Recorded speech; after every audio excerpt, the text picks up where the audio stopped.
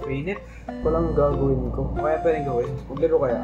Kaso tinatamad ako eh. Ang problema ko, voice quality. Boring na boring, no? Ito, unbox mo yung parcel na to. Baka magustuhan mo. Sino yun? Huwag naman tanong. I-unbox mo na lang to. Ano to? Sabi niya i-unbox mo na lang eh. Yan box? Oo. No? Tingnan natin. Anyway, what is up mga tol? At nagbabalik na naman tayo sa panibagong video. Pero ngayon, hindi tayo mag-gaming. Kundi, mag-unbox tayo ng isang parcel na pinadala ni Maono. At ito na nga, ang package na pinadala niya sa atin. Tingnan natin kung anong laman niya. At tingnan natin kung gaano ba ka-high quality or kaganda or even kung ano yung looks niya. Let's go. Pero syempre, i-unbox muna natin.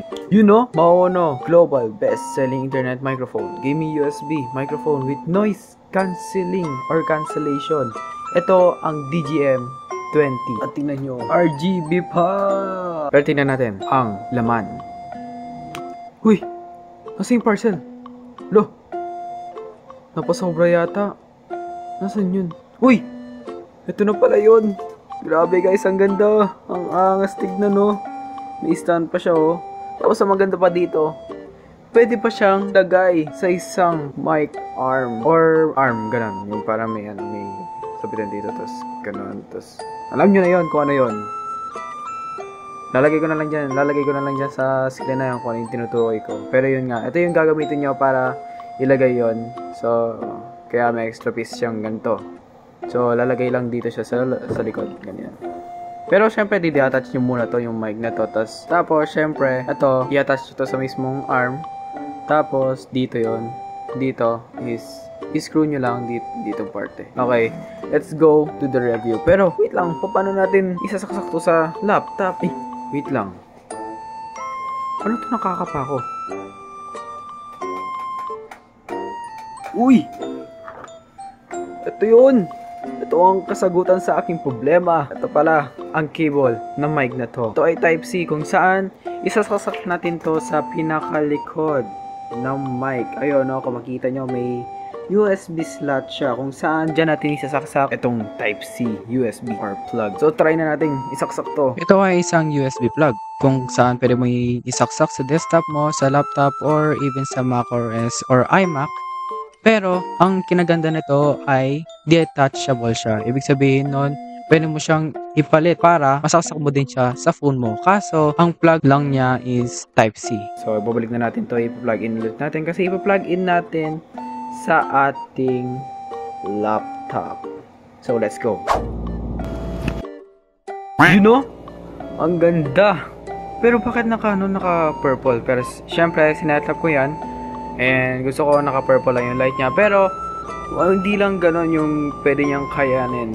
Syempre, meron din pa, ituturo ko sa inyo paano ito mapagana ang noise cancellation. So, ngayon ay naka-activate ang kanyang noise cancellation. And tingnan natin, papakita ko sa inyo paano ko i-on and i-off yun. Kung makita nyo dito, meron siyang noise cancellation at ang mute button.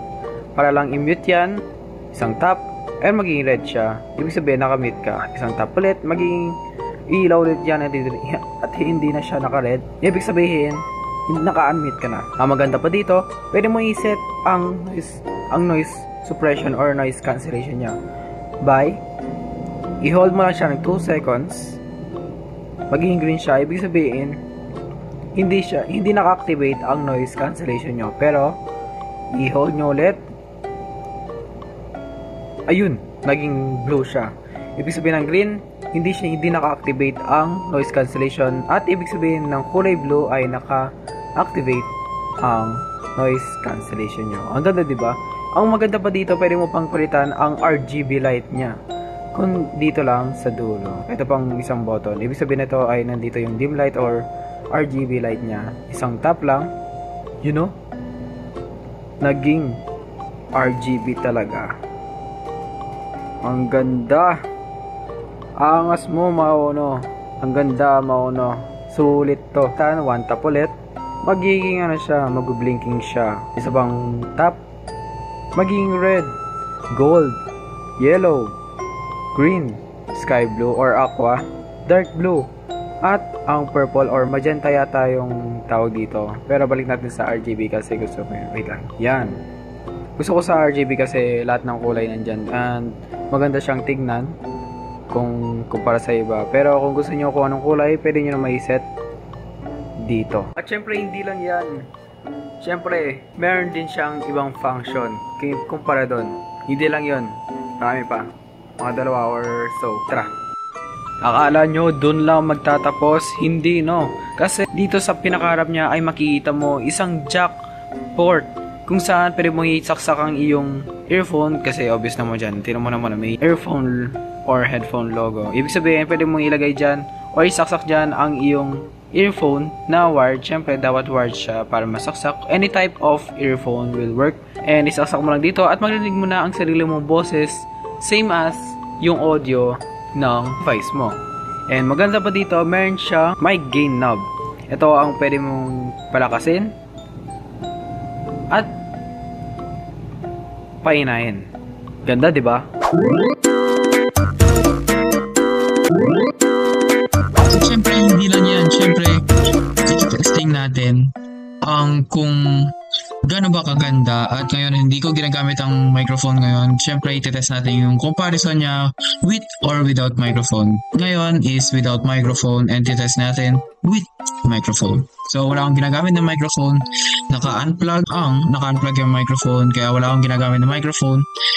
And ngayon, tingnan natin kapag naka-plug ito. And ito ang boses ko kapag gamit ko ang microphone na ito. Tingnan nyo sa may naka-reflection ng umiilaw yung microphone. Ibig sabihin, nakasindi na yan at naka-plug in ang microphone. Hello? Hello? Hello? Hello? Hello? Hello?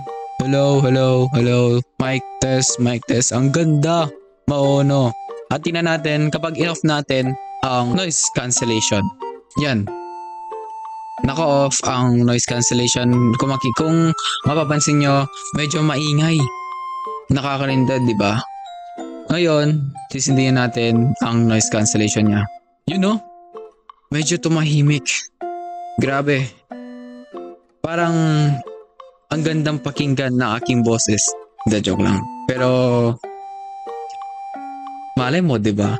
Hindi naman tumatama sa microphone ang aking saliva or yung laway. Kasi may pop filter siya. Ayan, Kung makita nyo, ang ganda, Pwede ka na magkanta dito. Pwede ka nang kumanta. Oh. Bakit dito kulado? Ang ating review for today. At sana ay nagustuhan nyo yung video ito. At sana ay nagustuhan nyo rin ang bago nating microphone. Maraming salamat pala kay Maono dahil in-sponsoran tayo ng microphone na katulad nito, apaka-angas, approved 100%. May noise cancellation. Pwede mo pang i-mute or unmute ang iyong microphone or automatically, kapag nasa-mute ka na, pindutin mo lang to para ma-unmute ka na, hindi ka na maging marinig ng professor mo or ka-coworker mo. Pero syempre, huwag mong gagawin yun na mag-aral ka pa na maayos Hindi porket may mic ka ng ganito, magagawa pa rin yan Siyempre, makakontrol mo rin ang kanyang RGB light niya. Gamit ang isang tap lang ng button, maiba mo na ang kanyang ilaw. Pero siyempre, stay na natin ganito kasi ito yung gusto kong ilagay na dito sa microphone na to. Siyempre, talking about the price, it is only 1,673 pesos at napakamura na yan kumpara sa ibang microphones. At kung hanap nyo man ay budget or affordable naman at good quality naman, and high recommendedly, bilhin mo na to, ang DGM20 ng Maono.